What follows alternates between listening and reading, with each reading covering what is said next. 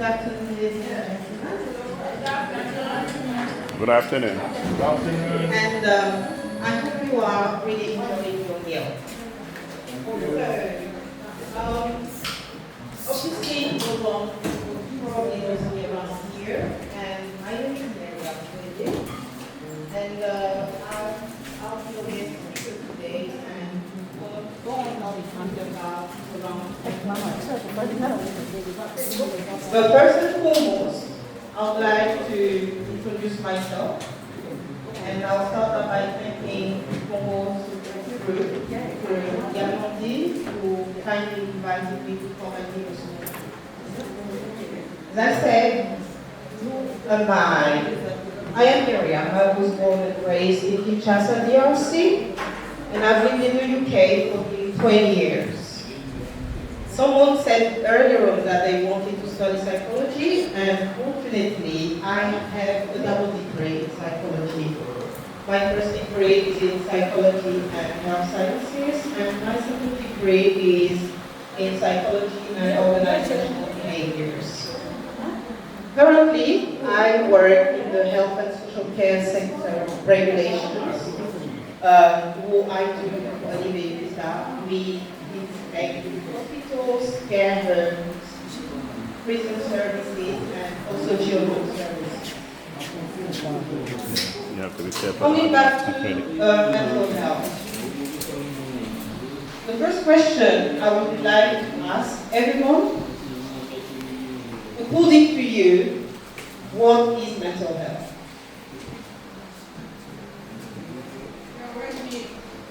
Anyone? Your well-being? Okay. Anyone else?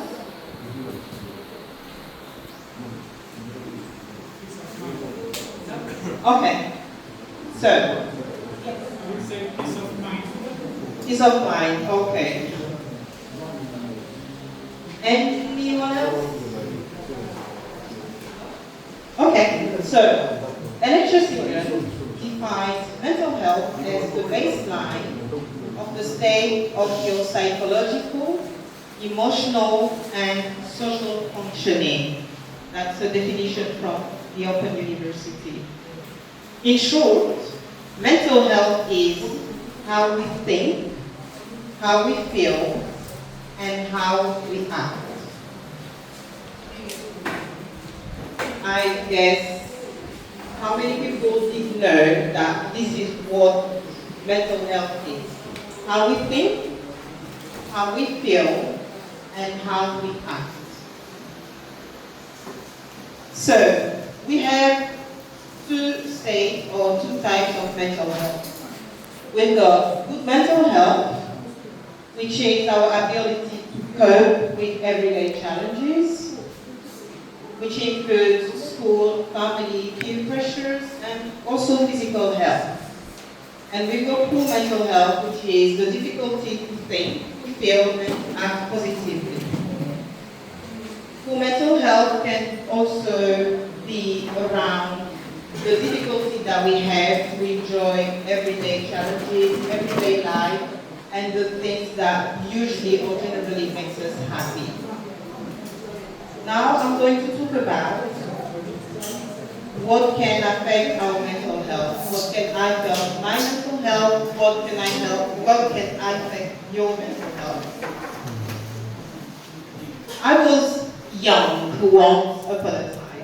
I may not look it, but I'm quite old now. And there were a lot of things that I was going through as I was growing up, as I was developing, and as I was trying to find who I was as an individual, who I was as a Congolese woman living in the United Kingdom, which direction of life did I want to take. I'll develop on that on the next topic.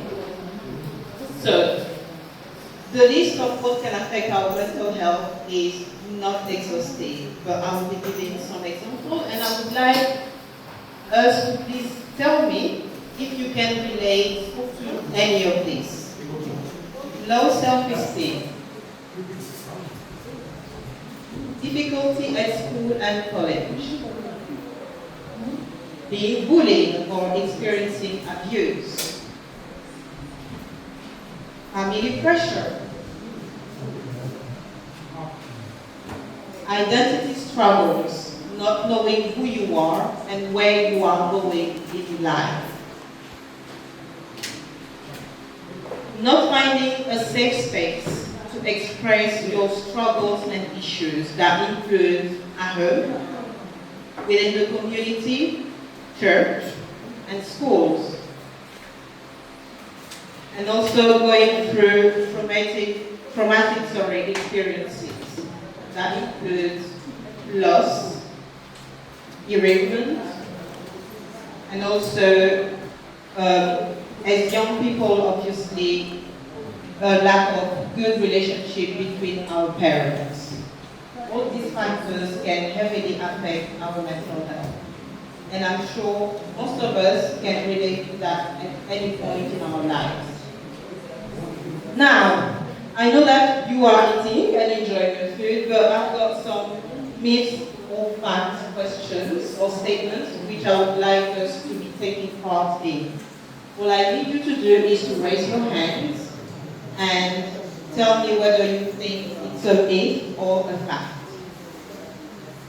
In the underage group, boys are more likely to experience a mental health disorder. Who thinks is a fact? It's a myth. It's a myth. Okay. Who else? It's a fact. It's a fact. Yes. It is a fact. Surprisingly, yes. Children under the age of 10 can also experience mental health. In fact, 22.3% of boys among that age range experience mental health issues. 22.29% of girls can experience mental health of that age group. So my second myth or fact. Between the age group of 14 to 16, between girls and boys, who are most likely to experience mental health disorders. Yeah. Boys. Okay. Anyone else? Girls. Girls.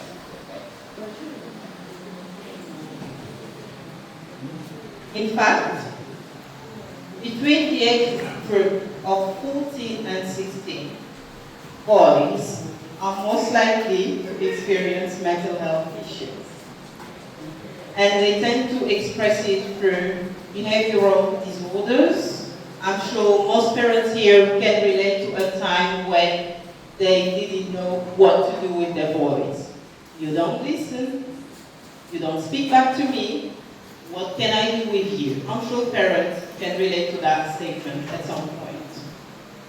Girls, on the other hand, they're also most likely to experience mental health disorders around that age group, but that's more around eating disorders and depression symptoms. And this is related to hormonal changes as they grow up. Another myth or fact, from 17 and over, who are most likely to experience mental health disorders? Still boys. Yes, you got that fact right. Around the age of 17, the NHS England Mental Health Survey states that boys are most likely to experience mental health disorders because, unlike girls, they tend to go more through peer pressure and identity crisis.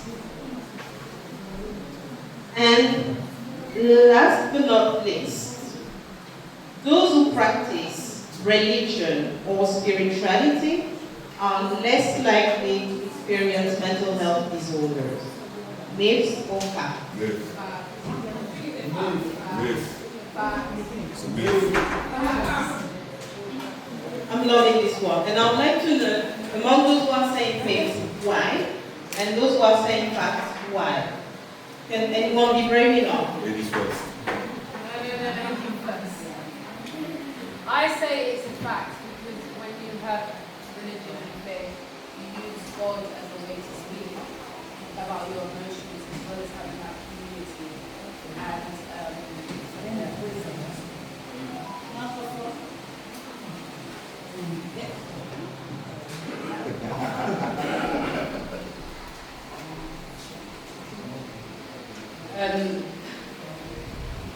I said fact because religion is like a sense of identity, and when you have God, even in Christianity,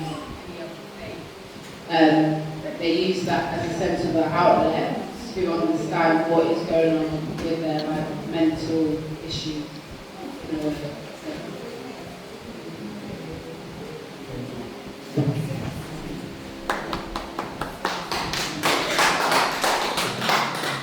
I agree with her. I remember when I had my first boy, and then the nurse came and asked me a question, do you have depression? And then I asked her, what is depression?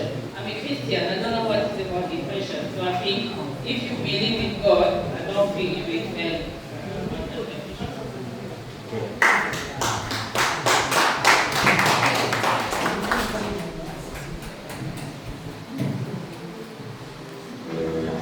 That's right. I think it's a myth because, of course, as you're in Christ, you have a support system. So for you to face depression, it should be less likely. As you are, let's say, a praying Christian, someone who is actively engaged in the work, there will be a lot more attacks on your mental health. Of course, depression should not affect a Christian.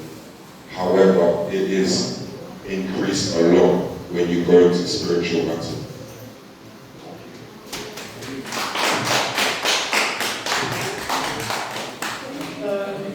I think it really depends on how deep your faith is. So let's say if you're like a strong Christian, then I don't think it will like impact you. But if you're just getting into the belief and stuff, then yeah, I think it's a myth.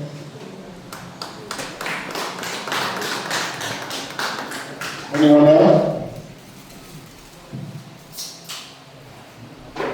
I also think it's a myth because religion or no, you're still a human being. Right? Yes, and the answer is that it's a myth. Thank you. In fact,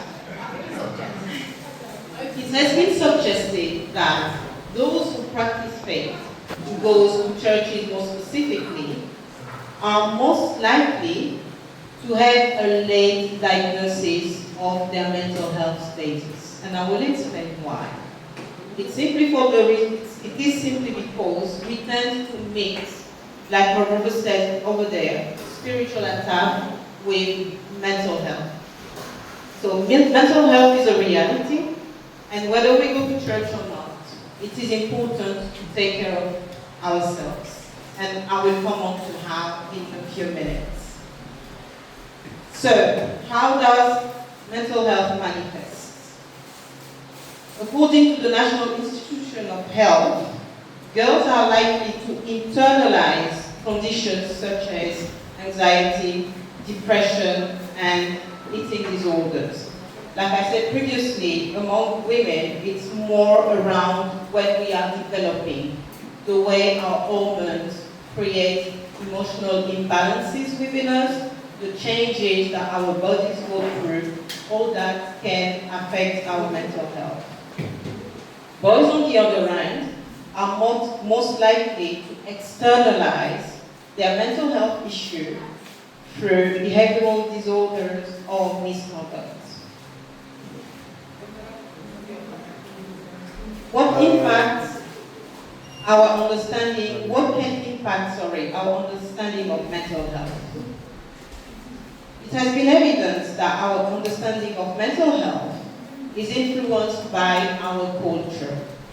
For example, in some cultures, this is associated with faith, religion, and spirituality. Thinking that because we pray, because we go to church, we are exempt from mental health.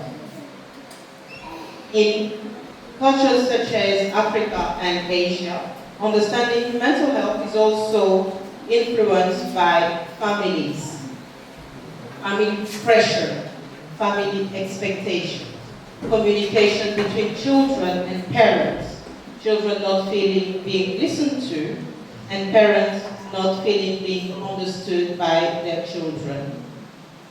This is the reason why among the Asian and African population, often diagnosis is delayed. So, who can relate to not feeling being listened by their parents at some point, and parents not being understood by their children? Thank you. The number of times that I've argued, especially with my mom, I can't even tell you, trust me. So, some symptoms that someone could be experiencing mental health issues. And just to say, I just wanted to point something here. It happens to everyone. No one is exempt. And it happens at different stages in our lives. The length of it and the depth of it is what makes a difference between someone that is to be clinically diagnosed or someone that is simply going through a phase. So, again, I would like to draw your attention here, and I would like some people to raise their hands. Have you ever felt sad, angry, or worried for no apparent reason?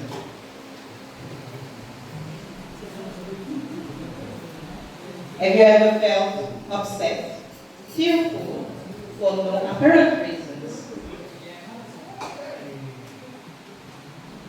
I'm hearing some, yeah, but I would like to see some answers. Have you ever felt lonely and felt like no one can understand you?